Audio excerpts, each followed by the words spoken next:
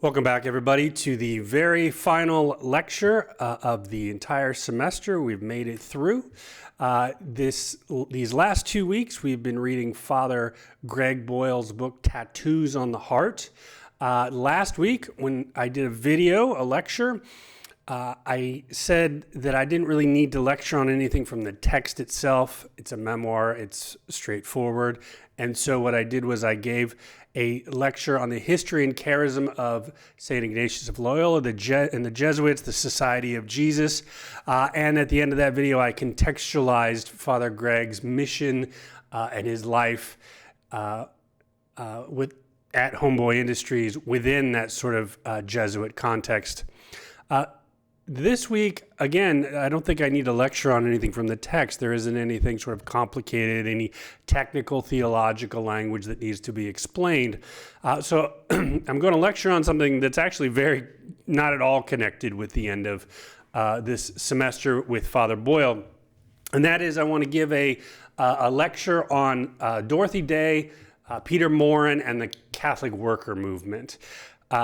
I think it would be unjust of me to teach a whole class, especially in an American context, a whole class on Catholic social justice or Catholic social teaching, and not talk about Dorothy Day at all. I almost had you read a text from her, but she's great in many ways. She's not the best author, in my opinion. So rather than assigning her, I assigned you Father Boyle. But you have to have a basic understanding of Dorothy Day, the Catholic worker. And this isn't just my opinion, in fact. In 2015, Pope Francis gave a talk to a joint session of Congress. And in that talk, he mentioned 4 Americans, Abraham Lincoln, Martin Luther King Jr., Thomas Merton, and Dorothy Day. So 4 Americans, 2 non-Catholics, Abraham Lincoln, Martin Luther King Jr., and then 2 Catholics. Thomas Merton, the sort of mid-20th century Trappist monk, spiritual writer, author of both with Dorothy Day. They authored the 2 most important sort of spiritual conversion memoirs of the 20th century, in America at least, The 7-Story Mountain, and then Dorothy Day. And what Pope Francis said about Dorothy Day, he said, "In these times when social concerns are so important, I cannot fail to mention the servant of God, Dorothy Day, who founded the Catholic worker movement. Her social activism, her passion for justice, and for the cause of the oppressed were inspired by the gospel, her faith, and the example of the saints." So Pope Francis, I think, rightly recognizes the importance of Dorothy Day, along with Thomas Merton, for American Christianity. And I think he articulates what impresses most people about her social activism. And we'll talk about that here in a few minutes. Personally, that's only secondarily what interests me or impresses me about her. What impresses me about her most is her ability. She's one of the few people that I can think of right off the top of my head who integrates Catholic teaching, the Mass. She had a deep, deep reverence for the Mass. She became Catholic prior to Vatican II, so of course that Mass at the time was in Latin, and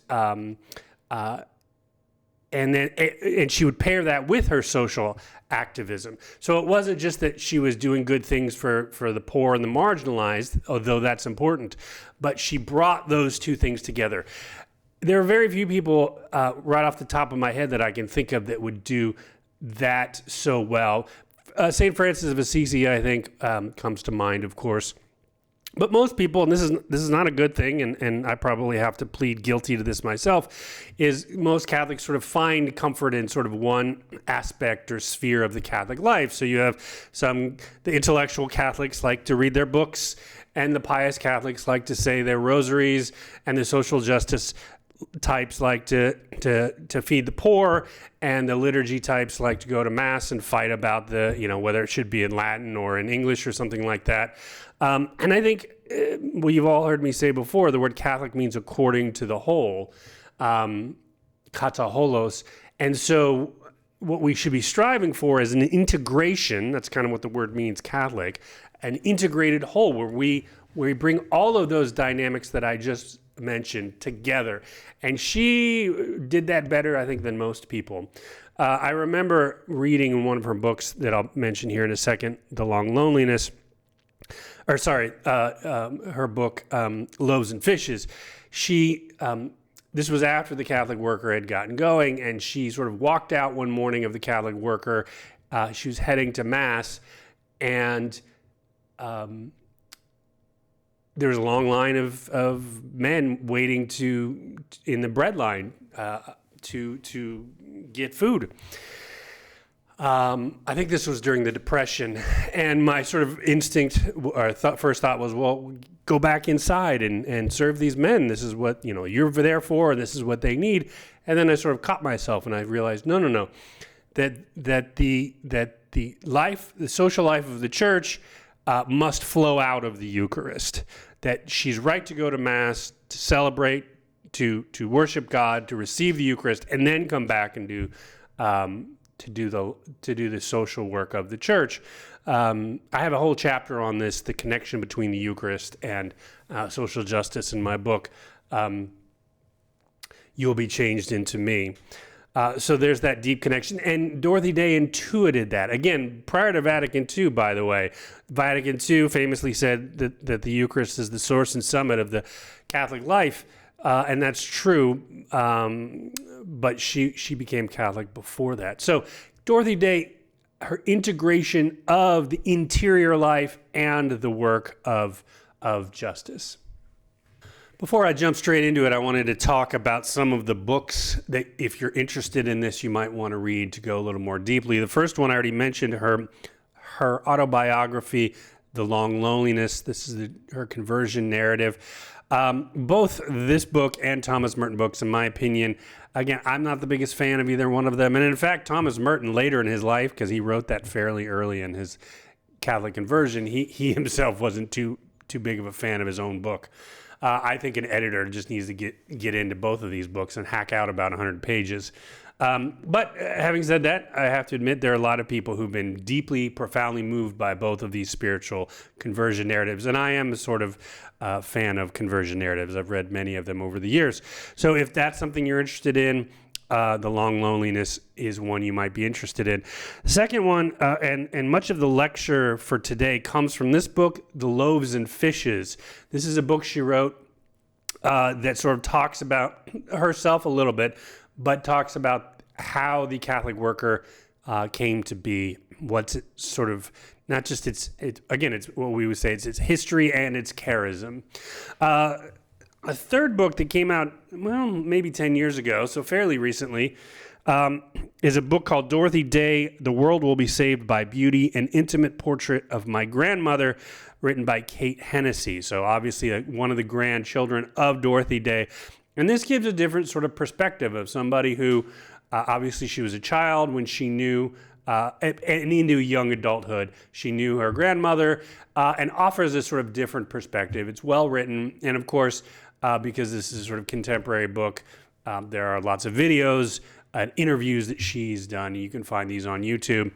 And then for a good biography, and again, much of this lecture is based on this biography as well. It's called Dorothy Day, Dissenting Voice of the American Century, co-written by John Loffrey and Blythe Randolph.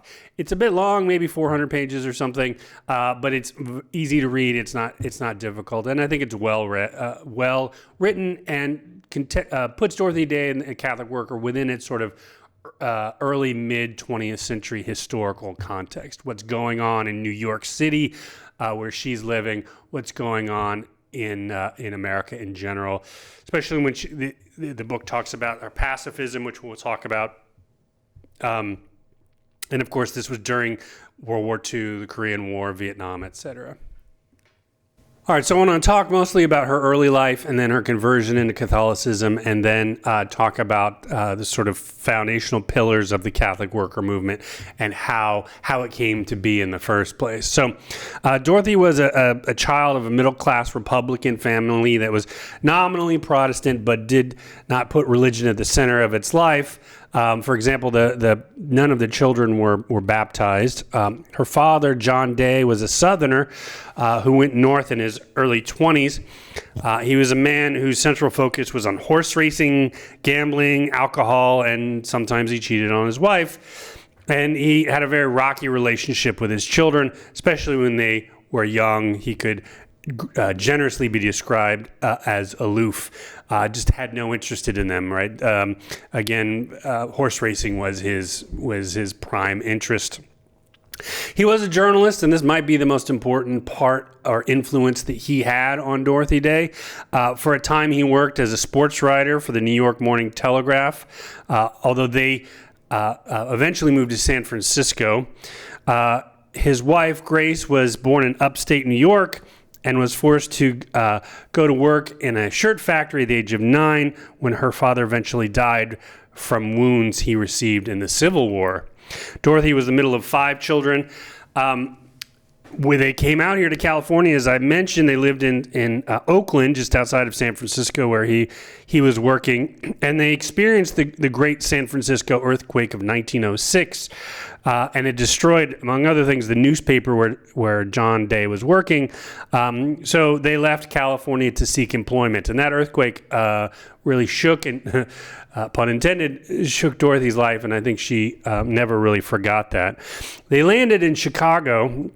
And even though he didn't have employment, John Day didn't have employment initially, he of course eventually found work, but money became tight, and then he found a job with a daily newspaper called the Inter-Ocean. As I mentioned, they didn't. Her parents didn't have any real interest in Christianity when she was young, but her father allowed her to be baptized at the age of 12 in the Episcopalian church because he thought it was better that she become baptized as an Episcopalian rather than a Catholic under the influence of some of her Catholic friends in the neighborhood of Chicago. Of course, especially at that time, was a deeply Catholic city. They lived on the north side in Lincoln Park. In fact, I went to college there and didn't know it at the time, but when I was a senior in college, I lived in an apartment which was probably just 3 or 4 blocks away from the house that they lived in Chicago. So she was sort of had that early interest in Christianity that brought her to baptism, but like a lot of things with 12-year-olds, that sort of interest faded, and she got sort of distracted by other things. So she quit going to church. She graduates high school and receives a scholarship from the Chicago Examiner newspaper to go to college. They were, again, not destitute, poor family, but especially because of his gambling, they were not rich, and so she probably could not have gone to college. And of course, at that time, in the early 20th century, women going to college was not as popular or as immediately obvious as it is today. So she goes to college at the University of Illinois in Champaign-Urbana. But she drops out after 2 years because she found her studies uninspiring. But also, probably more importantly, is that her family moved to New York City because, once again, her father needed employment. She was close to some of her younger siblings, and she wanted to go to New York to be with them as well. And so, usually when you think of Dorothy Day, you think of New York City, right? She's a New Yorker, even though she didn't go to New York until she was a young adult. So an initial interest in socialism began in college at the University of Illinois. And then when she goes to New York City, she found work in New York City as a journalist, again, like her father, in a variety of left-wing publications. And she did sort of philosophically become a communist in those early years. And to this day, and you hear this all the time, this continues to be a critique of her, is that, well, she wasn't really a Catholic. She was a communist her entire life, especially because of the work she did with the poor through the Catholic worker houses of hospitality. And I always think that's unfair. I mean, I think this is a theme you hear throughout the history of Christianity. Of people's conversions are questioned, especially Jews. Like when Jews were forced to convert in like Spain in the early modern period, they had this sort of dilemma of, well, you can either convert or you can leave Spain. So a lot of Jews left, but a lot of converted, and then of course their conversion was questioned as sort of being authentic, which is baffling to me because you're forcing them to be converted. So Dorothy Day did have sort of interest in communism early in her life, certainly was a sort of left-wing radical, but as we'll see here in a few minutes, she converts to Catholicism. So when she's in her early 20s and throughout her 20s, she works at a variety of these left-wing publications as a journalist. She lived in the Greenwich Village in the 1910s among artistic and radical circles, and she had friendships and even intimate relationships with a variety of people who would become famous in sort of the literary scene or in theater. So, for example, the playwright Eugene O'Neill, he was awarded later on in 1936 the Nobel Prize in Literature, and he also won the Pulitzer Prize for drama. So important 20th century author, and she had friendship with him, and of course there's always these sort of suspicions about what if they had an intimate relationship or not. And this wasn't just true about Eugene O'Neill. This was true about a lot of Dorothy Day's early life, because she was, in many ways, a sort of, especially through the Roaring '20s, she was a woman who sort of indulged in the pleasures of the flesh, not only sex, but she had a reputation for being able to hold her liquor. And then later on, of course, when she becomes Catholic, she looks back on those early years with not much pride. So she didn't want to talk about those early years in New York City. And so these sort of legends developed around her over the decades as to what was going on in her early life. But this is another thing I think you see is very common with converts, right? They don't want to talk about the thing they converted from, whether it's a particular philosophy like communism or just the what I like to call the Augustinian period of life that not everybody goes through, but a lot of people go through this period in their young lives where they're sort of living that sex, drugs, and rock and roll lifestyle, if you will.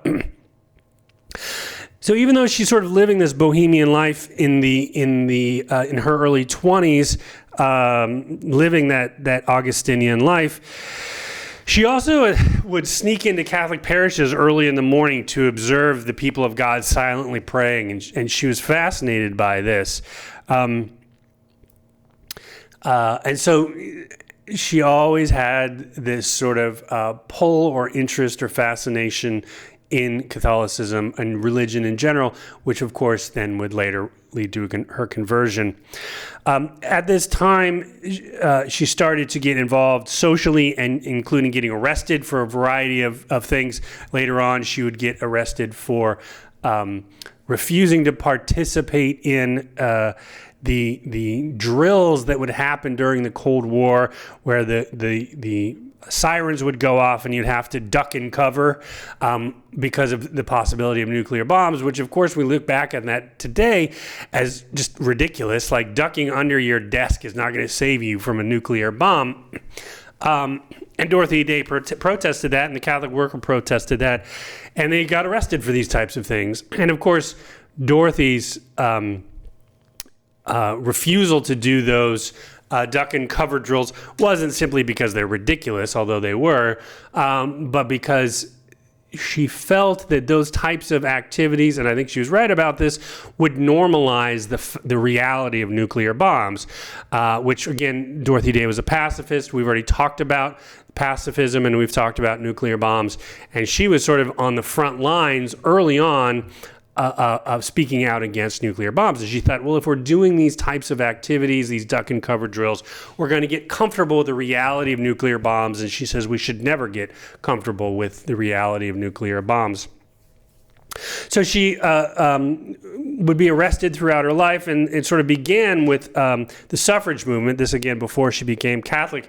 She traveled to Washington, D.C. to march, and she was arrested and received a 30-day sentence, while a prison sentence while in Washington, D.C. Of course, goes back to New York City after she's released, and as I mentioned already, she sort of had tumultuous relationships with men, and there was a sort of dark period for her. She was in a physically abusive relationship with a journalist and newspaperman from the New York Tribune, and she got pregnant and had an abortion in 1920. That was followed by 2 suicide attempts, and this is all pre-conversion. So people think back to that and say, oh, she did these really extreme, morally problematic things. And there's a canonization movement today. I've actually interviewed on my podcast the head of the Dorothy Day Guild, the man who is sort of in charge of trying to get move forward the cause of canonization. So a really fascinating conversation I had with him, and a lot of people want to say, well, she had an abortion and she had these suicide attempts and she was a communist. So all these negative things about her, which again are true, but they're prior to her conversion. And I often think, well, what about how many other people throughout the history of the church had sort of questionable moral activities earlier in their life before their conversions? I mean, just think about St. Paul when he was Saul, right? He looked on and participated in the stoning of St. Stephen. So he participated in a murder. But of course we, think about St. Paul as one of the great apostles of the church. So I think we need to be very cautious about sort of the ways we judge people in general, but specifically before they have this radical conversion experience to Christ. But again, we have to recognize this was part of her history, and I think this did shape push her, I guess you could say, in many ways to Catholicism, and then the way she thought about those on the margins were formed in many ways by these early experiences. She leaves New York City for a while, goes around, lives in different places, including New Orleans. She lives in Mexico for a while. Comes back to New York City, and she meets a man, Forster Batterham, who she sort of falls in love with. He was different from the men that Dorothy had dated before. He was quiet, he was relaxed, he was gentle and quirky, right? So she's not a sort of physically or emotionally abusive man the way that some of her other relationships had been. But he lacked professional ambition. He wasn't part of that literary scene in New York that Dorothy was a part of and that she sort of treasured. He lived with Dorothy Day on Staten Island because Dorothy Day had received some money. She had sold a book, a novel, which didn't do all that well, but the movie rights that she sold to Hollywood, the movie itself never got made, but the movie rights money she got from that allowed her to buy a house in Staten Island, which at the time was, there was almost nothing out there, which is why she was able to buy a little house with very little money. And so he would come live with her on the weekends, and then during the week live in the city and work at his job. He had a variety of different jobs.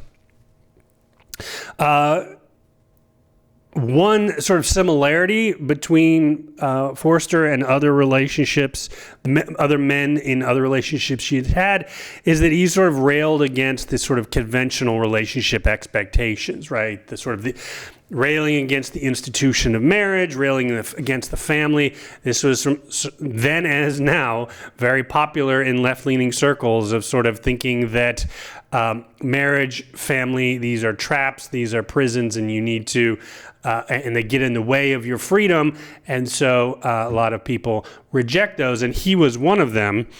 So she fell in love with him, and he fell in love with her too. But again, his sort of politics insisted that he couldn't get married. And she does become pregnant again in 1925.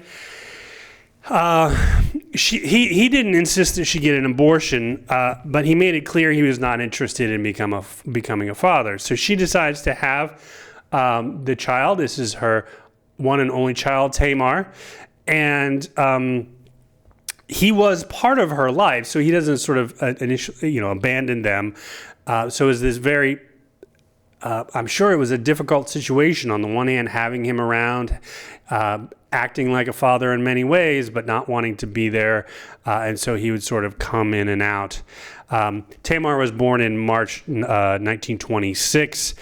And that birth is another important step in her road towards the conversion of Catholicism, because like a lot of parents, I've seen this many times in my work with OCIA programs, is, you're young parents, you have your first child or your second child, they're little, and you're thinking about them, and you're thinking about, well, who are these children? What's my responsibility as a parent? How do I raise them? How do I shape them? What do I give them?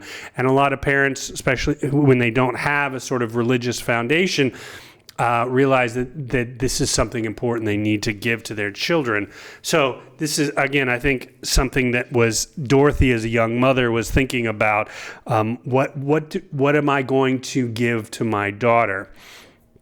She was, as we mentioned, always drawn by religion in general and Catholicism in particular. She had been reading some books. One important book, William James's Variety of Religious Experience, influenced her. But it was that birth of her daughter that was so important towards her conversion. So one day, on Staten Island, she just approached a nun, Sister Maurin, she saw in passing on the street, to talk about having her 1-month-old daughter baptized. This is a little strange, especially then, but I think even now it would be strange. Having your child baptized into a religion, Catholicism, that you yourself are not a part of. So, and I should also mention, this is long before OCIA programs existed. That was kind of a post-Vatican II thing. So it wasn't a program that she should go to. So this nun sort of gave her, would visit her in her bungalow and provide instruction for her. And Tamar was baptized in July of 1927. In New York at Our Lady Help of Christians. So Tamar was brought into the Catholic Church before Dorothy was. Forster refused to go to the baptism itself. He agreed to attend the celebration afterwards, although he sort of ended up storming off and did not return for several days. So he had this sort of push and pull, this strange dynamic with Dorothy and his daughter about wanting to be there, but not wanting to be there, wanting to be part of their lives, but not wanting to get married, not wanting to be a father. Dorothy continued on in her instruction, and then she herself was baptized later that year in December 1927. This baptism coincided with another fight between Dorothy and Forster. He was deeply anti-religious, in addition to all of the suspicions he had about marriage and family. And this fight resulted in her telling him to leave and not come back. So she sort of kicks him out of the house, but doesn't kick him out of her life. And they continue to sort of, be in correspondence and see each other for the rest of their lives, because again, they have this daughter together. But her conversion brought on a rupture in other relationships as well, including her closest friends in journalism and politics in New York, and her family also was deeply disappointed. So she enters into a period of deep isolation. This is something that was very common in conversions, especially prior to the Second Vatican Council. St. John Henry Newman had a similar sort of problem when he converts to Catholicism from Anglicanism. He had to leave his job at Oxford University as a professor. professional and personal relationships came to an end, and he went through this period of isolation. This was a time period where people didn't just say, "Oh, you want to be Catholic? Well, that's good for you. Hey, it's not my interest, but if this is what makes you happy, then follow your bliss." Right? This was not the attitude during Newman's time in the 19th century or Dorothy's time in the early 20th century. That to become Catholic meant that you were not only taking on a new religion, but your social, your familial relationships often radically changed, permanently changed. Your professional life, your professional opportunities often radically changed. And that's a scary thing, especially, again, if you're a young single mother in New York City in the early 20th century. So this took real courage on her behalf. So Dorothy, again, has these social commitments as this sort of former communist, now Catholic. She's had some instruction about the Catholic Church. She's certainly not an expert. She's a deep reader, so she reads the rest of her life. So she eventually, as time goes by, learns deeply about the Catholic social tradition, learns about Rerum Novarum. At this time, she doesn't really know about these things. Right, she can't just jump on YouTube and search for Catholic social teaching or that sort of thing. So initially, one of the reasons that she felt isolated or lost is she had these sort of social commitments of supporting the worker. She was very passionate about supporting workers, again from that communist background, and she didn't really see the Catholic social teaching in action. So she was trying to struggle to find, what does it mean to have these social interests while at the same time being a Catholic? And she didn't know what that meant. She's in Washington, D.C. one day, and she's at the Basilica of the National Shrine of the Immaculate Conception, and she's praying sort of to God to sort of show me the way. What am I supposed to do? What are you calling me to do? Because she's in this sort of wilderness period. She goes back home to New York City the next day, and she arrives. She was living with her brother and his wife at the time, and finds that there's this man who had been waiting for her to come back. And he was a very strange man, socially strange. He was socially awkward. And his name was Peter Maurin. And Peter Maurin sort of became, for Dorothy Day, her sort of spiritual mentor, and he showed her the way. Intellectually, first of all, he introduced her to a lot of Catholic social teaching. Who are the authors that she should be reading? Again, she couldn't just jump on Google to find the answers to this. So he became a mentor to her, and together they sort of came up with this idea of the Catholic worker movement. Or maybe a better way of putting it is the original vision was Peter Maurin's. But because of his sort of social awkwardness, he didn't have the skill set to implement his own vision. So Dorothy kind of takes his vision and runs with it, but then I think she changes it a bit and enacts the Catholic worker in sort of a different way than Peter Maurin had originally envisioned. So let's talk a bit about Peter Maurin, and let's talk about the sort of three pillars of the Catholic worker movement that he envisioned and that came into being. He was French, and he always had a really thick accent. People always had a hard time understanding him because of his French accent. His mother died when he was 9, and his father remarried. There were, in fact, 23 total children in the family. He came first to Canada and then eventually the United States, and he had a variety. He was kind of a wanderer. He had a variety of jobs. He was a teacher. He was a lumberjack. He worked in coal mines, railroads. So again, he had that sort of blue collar work ethic and the types of jobs, but he was also a sort of self-taught intellectual, again in the Catholic social, the Catholic social sphere. She also said that he was a saint, but she said, I wondered if I really liked Peter sometimes. And personally, I often think that saints are eccentrics that are actually difficult to handle. I already mentioned St. Paul, for example. Go back and read Paul's letters. He was an eccentric. Half the people that, St. Paul encountered, they loved him and they followed him, and the other people threw him in jail and wanted to kill him. Nobody wanted to kill Peter Maurin, but again, he was this sort of eccentric figure. And so even though Dorothy Day saw him as a saint, saints can disturb us. I think that's what saints should do. They should disturb us out of our complacency.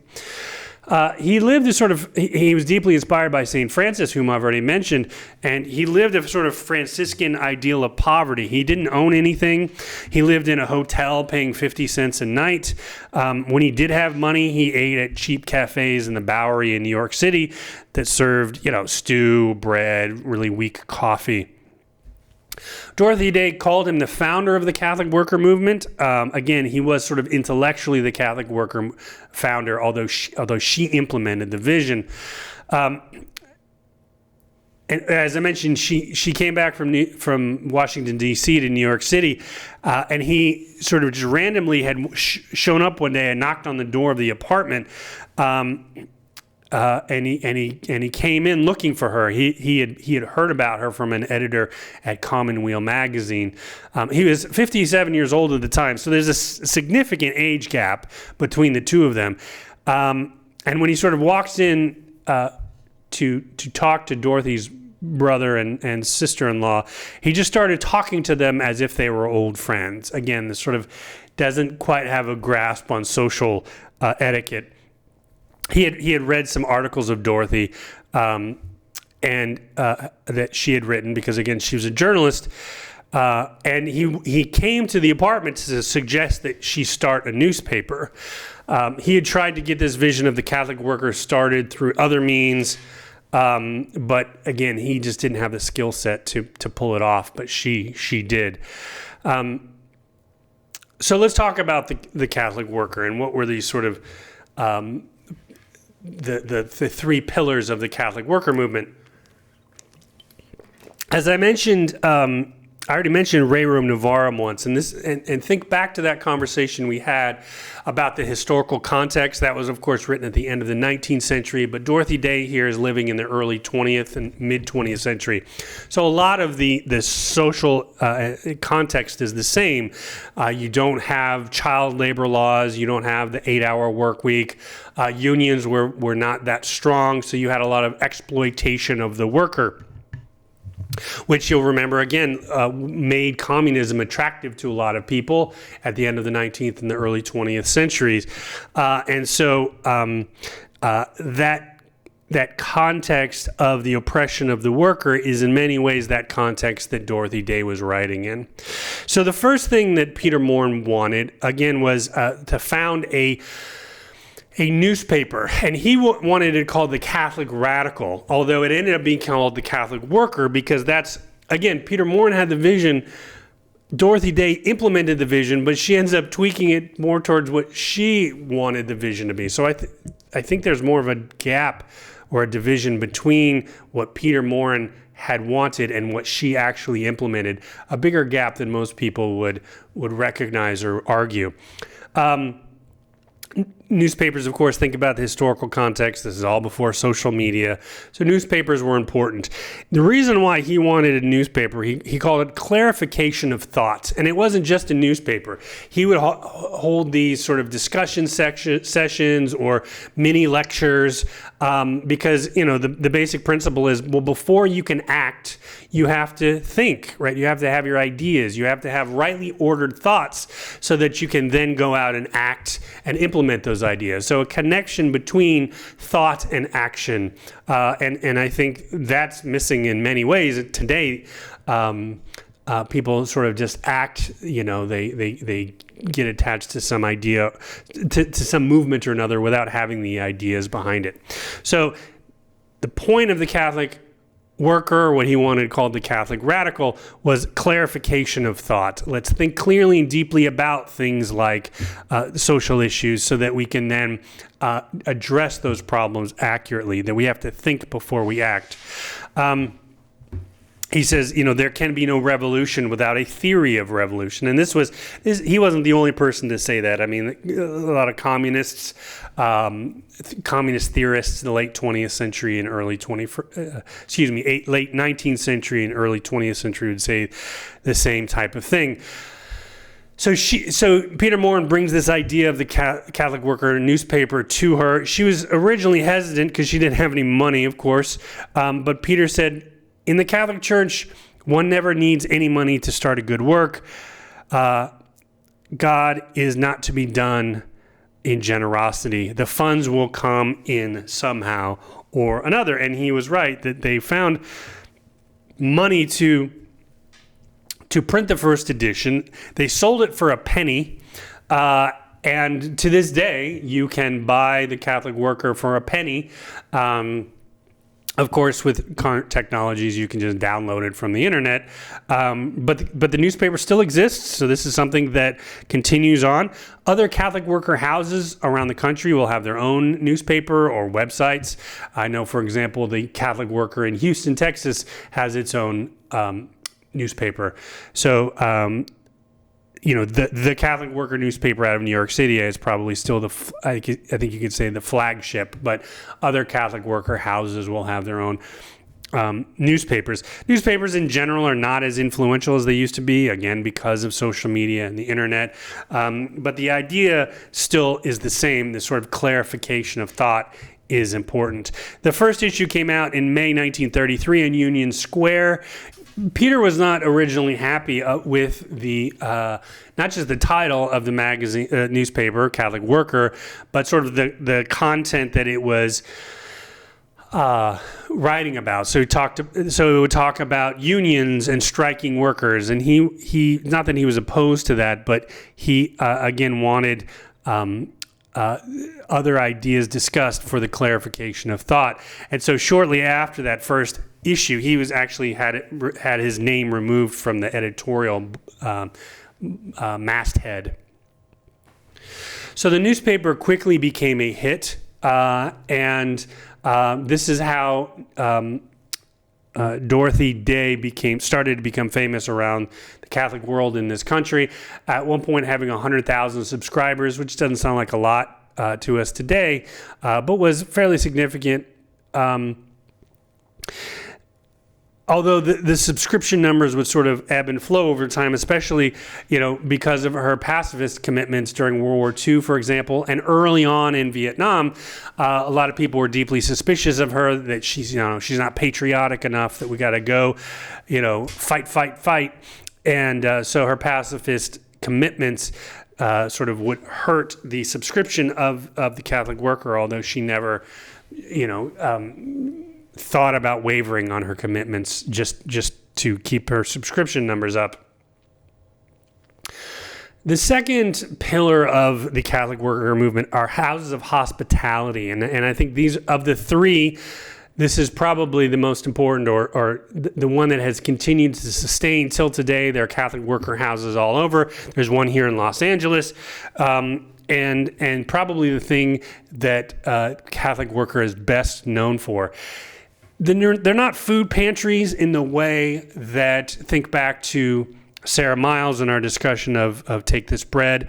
They weren't food pantries, but they were, as the sort of name indicates, houses of hospitality.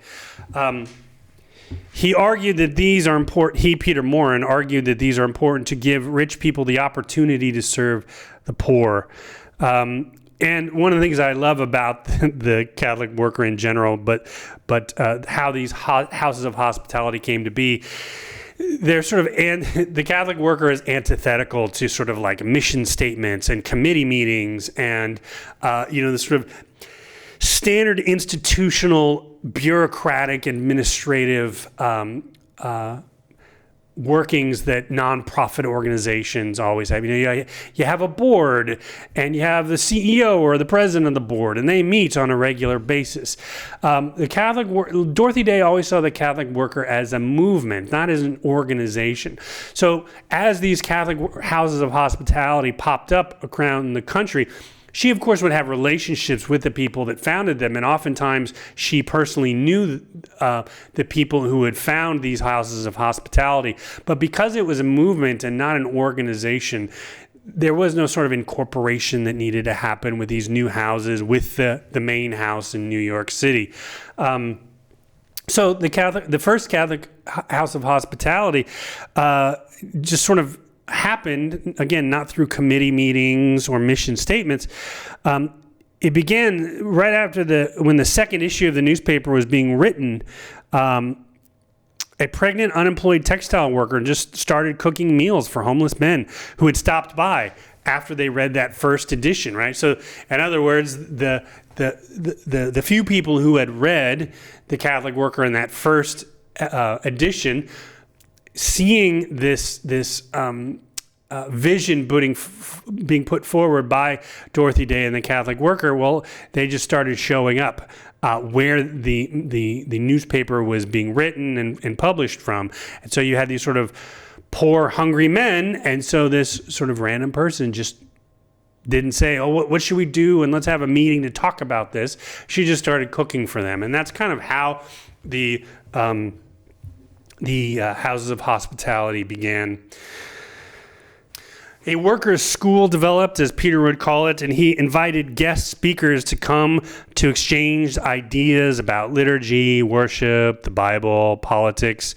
And many of the conversations were ecumenical, which this was unusual in the Catholic Church prior to Vatican II. In sort of the official line of the Catholic Church prior to Vatican II was not really open to ecumenical or interreligious dialogue.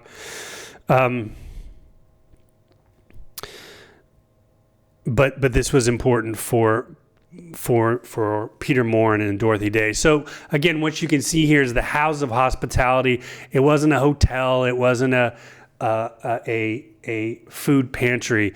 It was a place where, yes, people can come for free food, and if they need clothes, they would have a free clothing box where you could get clothes that you would need if that's what you needed. But it was more than just sort of the physical or material needs being met. You had that sort of deeper community that was created, and that deeper intellectual and spiritual development that is important.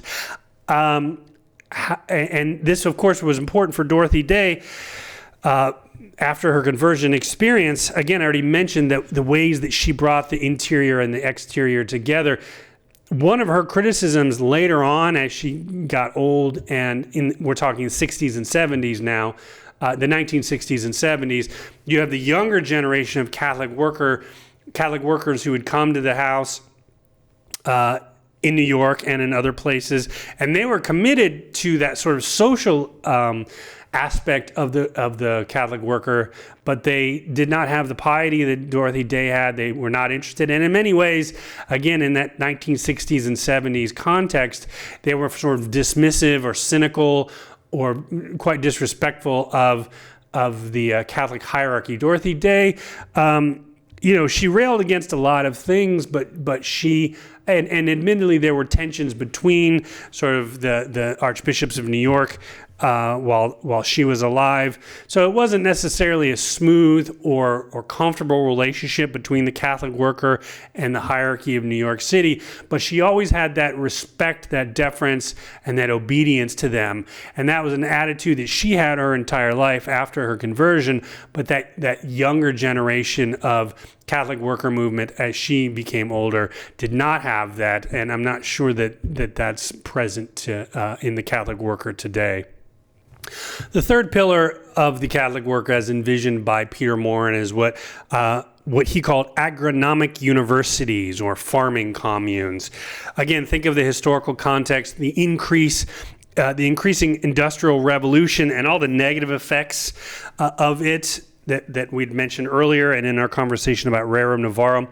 Peter saw a return to the land with an emphasis on agriculture as the solution to unemployment, delinquency, destitution, existential rootlessness, a lack of room for growing a large Catholic family, and of course for hunger, right? If you're growing your own food on a farm, then you're not going to be starving to death. So he saw this, and you hear this a lot of today, both within Catholic circles and outside of Catholic circles.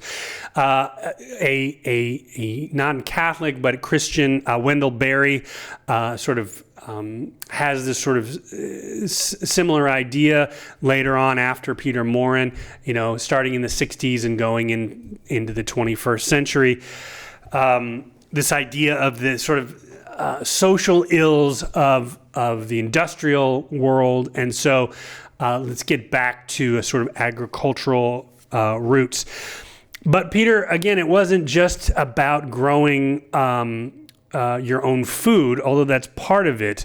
These agronomic, again, he calls it an agronomic university. So the idea is start these communal farms, bring together, yes, people who have experience with farming, have that sort of blue-collar work ethic, but he also wanted sort of scholars and intellectuals, people of all different backgrounds and perspectives to come together and live together. And his ideal was, again, they would live together, they would teach each other, and that rather than sort of going off to college, because remember, Peter Maurin was sort of self-taught, that what you needed to know, you would learn through each other, people with different backgrounds on these agronomic universities. I think there's a bit of naivete there because unsurprisingly, what ended up happening in these early years on these agronomic universities, these farming communes, is there would be a sort of division of labor, that there would be the people who have that sort of blue-collar work ethic, who have the experience of working with farm equipment, that they would often do the hard work, and then the sort of scholarly intellectual types would read their books and have their discussions.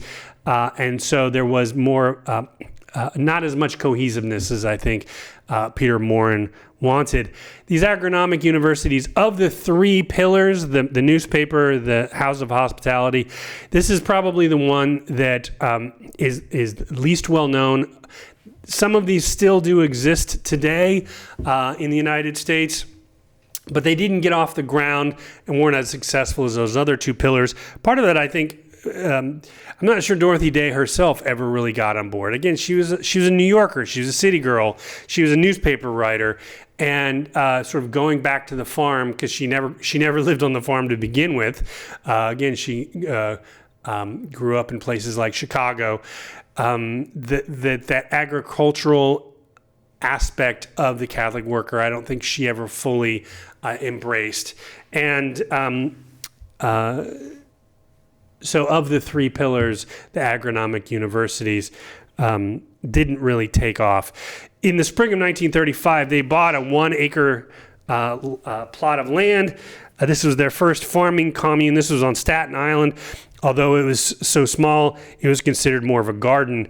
It had a large house with 8 bedrooms and enough space for meeting rooms. Later, they bought 22 acres of land on Staten Island, and they named it the Peter Maurin Farm. At the first house, they grew vegetables they needed for themselves. Peter liked to give lectures on voluntary poverty and work while he and others were tilling and working the ground.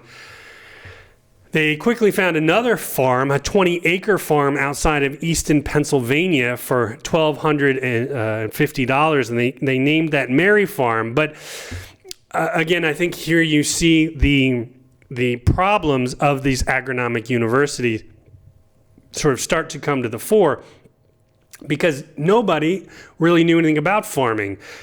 So when they bought this farm with this acreage, they failed to ensure that there was a water source on the property. I mean, any farmer would tell you there are certain basic things that a farm needs, and a water source is one of them. So they were forced to use cisterns to catch the rain from the barn and from the house. That these workers and scholars that I mentioned, they lived together. But that ignited, as Peter called it, the old conflict. The workers wanted to do the things with their hands, while the scholars wanted to do what scholars do. They wanted to talk. Over time, they built a retreat house and a dormitory for visitors to spend time there. And like the houses of hospitality, the agronomic universities sprung up in rural areas around the country. Finally, let's talk a bit about the social vision of the Catholic worker, or again, what Peter Maurin wanted to call it, the Catholic radical, coming from the Latin word radix, which means the root. Like the word radish, the fruit, the vegetable radish comes from that same word. And I think that's a good descriptor of what Peter Maurin had in mind, of sort of getting back to the roots of Christianity. And it was radical, and this is why so many, even Catholics to this day, are deeply suspicious of the Catholic worker movement and suspicious of Dorothy Day in particular, especially with her personal background before her conversion. As I mentioned, it was understood from the beginning as a movement rather than an organization. So there's sort of no franchising that was needed when other people wanted to open Catholic worker houses. One thing that, again, this is sort of hotly contested or critiqued, is that they would pay local taxes because, they use things like infrastructure of the city of New York, but they refused to pay federal taxes because they were pacifists and they didn't want to support the military, right? So you pay federal tax, and some of that money goes to the military that would go and fight these wars, World War II, Vietnam, etc. And so their actions, again, were dictated by their intellectual and spiritual commitments. They were committed pacifists. These were certainly in America the most important Catholic pacifists in the history of the American church. So if you're deeply committed to pacifism, you have to ask yourself these questions like, okay, well, what does that mean? How do I live my life? On the one hand, yeah, it means you're not going to join the military.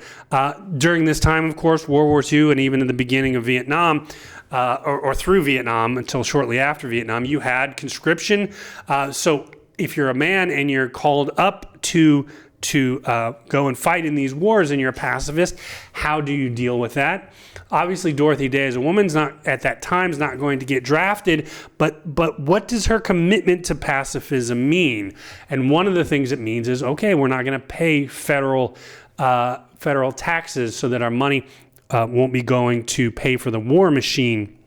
This was very controversial and brought a lot of grief down upon them, but they stood committed. This is one thing Dorothy Day is known for, is sort of stubbornly committing to her principles and taking those principles to their sort of logical conclusions. So didn't pay taxes.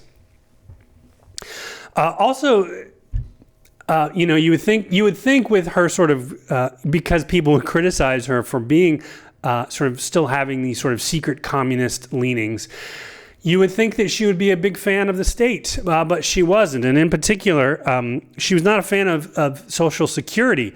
Now, there are a lot of people who are not fans of things like, the social safety nets that the government provides. Libertarians, for example, sort of criticize the federal government for sort of government overreach. That wasn't Dorothy Day's criticism of things like Social Security. And of course, she was alive during FDR and saw the implementation of these of FDR's social networks, safety nets. She didn't like them, not for libertarian reasons, but she said, look, this is our job, our responsibility as Christians, that we are to do the social work. We are to do the corporal and spiritual works of mercy. It's our responsibility as Christians to take care of the poor, to take care of those on the margins. And so if the government is stepping in and coming up with these programs or coming up with Social Security, that the government is in a sense stealing our responsibility, taking away our opportunities to live a Christian life.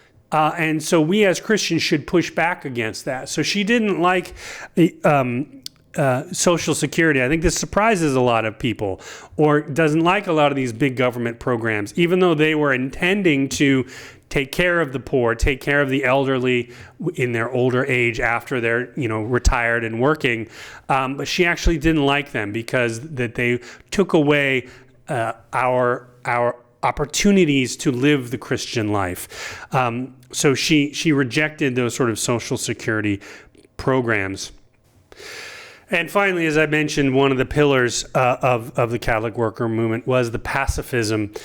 Still important to this day, of course, within the Catholic worker movement. But again, think back to that early mid-20th century, all of the wars that were fought, World War II, Korea, Vietnam.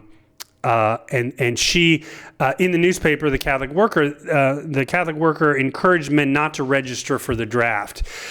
Again, think of how countercultural that was after Pearl Harbor. Seeing the horrors of what Adolf Hitler and others did. By that point, even though prior to Pearl Harbor, there were a lot of Americans who didn't want to fight in yet another European war. After Pearl Harbor, things changed, but Dorothy never changed. Again, she once she sort of becomes Catholic and has these sort of commitments, she stubbornly resisted all of these things. Whether it was, some people would say, okay, World War II was a just war, but okay, maybe Vietnam wasn't. And so people sort of pick and choose how they would or would not support a war. But Dorothy Day was consistent, and the Catholic Worker consistent from beginning to end. They were pacifists. They rejected this idea of war. Of course, Dorothy Day could recognize, that Hitler was not a good man, and the horrors that he perpetrated. But of course, Dorothy Day, as a pacifist, would say, the response to that is not more war, not more violence. And then she dies in November of 1980. So again, think about that historical context. Yes, Vietnam is over, but then you shortly afterwards usher in sort of the Republican Reagan era of the United States. And so she spans much of the middle of the 20th century. And as I already sort of hinted at, this idea that there is a movement to get Dorothy Day canonized. Who knows if it will happen, but that process has been marching along, and I think Pope Francis's literal shout out to her, as I mentioned at the beginning of this lecture, was important when he came to Congress and mentioned her and her importance as a servant of God. So if you are interested in going more deeply into American Catholic social history, pacifism, Dorothy Day and the Catholic Worker is one place to start. And I already mentioned those books at the beginning of this lecture. So there you have it, the Catholic social teaching squished into one semester. And one of the things, of course, we'll be doing in our class discussion coming up is not just talking about Dorothy Day and the Catholic Worker Movement. We'll talk about Father Greg Boyle and Tattoos on the Heart, but we'll also ask you to think about this entire semester from the beginning, the biblical roots that we've talked about, being created in the image and likeness of God, the vertical and the horizontal relationship through this semester, ending here with Dorothy Day in 1980 and Greg Boyle, who's still alive, still working in Los Angeles, and think back, reflect on what we've learned. How can you bring this into your own ministries, no matter what God is calling you to do? What have you learned this semester? How do you think differently now than maybe you did at the beginning of the semester? And again, how can you implement this into your own ministry? So this is what we'll be talking about in class on Zoom.